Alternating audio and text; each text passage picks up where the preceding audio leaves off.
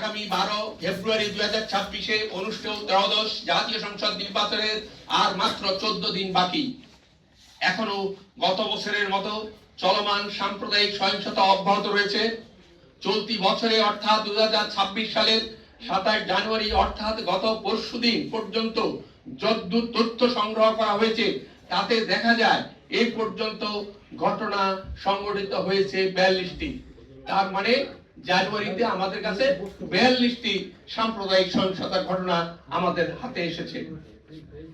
এর মধ্যে হত্যার ঘটনা 11টি, ধর্ষণের ঘটনা 1টি, মন্দির গির্জায় হামলা লুটপাটের ঘটনা 9টি, বাড়িঘর ব্যবসা প্রতিষ্ঠানে হামলা ও লুটপাট, জমি দখল এবং অন্যান্য ঘটনা 21টি।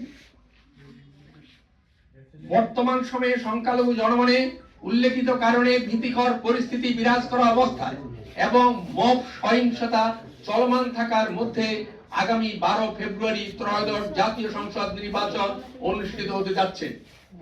সারা দেশে ধর্মীয় জাতিগত সংখ্যালঘু আদিবাসী জনগোষ্ঠী বিশেষ করে নারী যুবক যুবতী প্রতিনিয়ত ভীতি এবং আতঙ্কের মধ্যে দিনাতিপাত করছেন।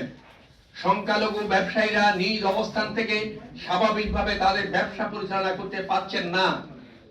দেশের বিভিন্ন অঞ্চলে সংখ্যালঘু সম্প্রদায়ভুক্ত জনগণ বিশেষ করে ছাত্রছাত্রী যুবক যুবতী ও নারী পুরুষ নির্বিশেষে একটি বিশেষ অংশ নিরাপদ ভেবে আভ্যন্তরীণ স্থানান্তরিত হতে বাধ্য হচ্ছে।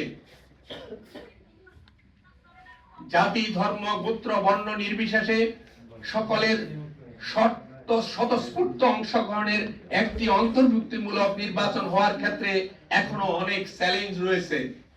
কারণ সাম্প্রদায়িক গোষ্ঠীর বিদ্বেষমূলক বক্তব্য, ধর্মীয় বিশ্বাসের পার্থক্যের কারণে ভিন্ন মতাবলম্বীর প্রতি ঘৃণা ও সহিংসতা শুধু সাম্প্রদায়িক সম্প্রীতি বিনষ্ট করছে না, এ ধরনের উস্কানিমূলক বক্তব্য ধর্মীয় জাতিগত সংখ্যালঘু এবং প্রান্তিক জনগোষ্ঠীর উপর ধর্মীয় আঘাত হানছে।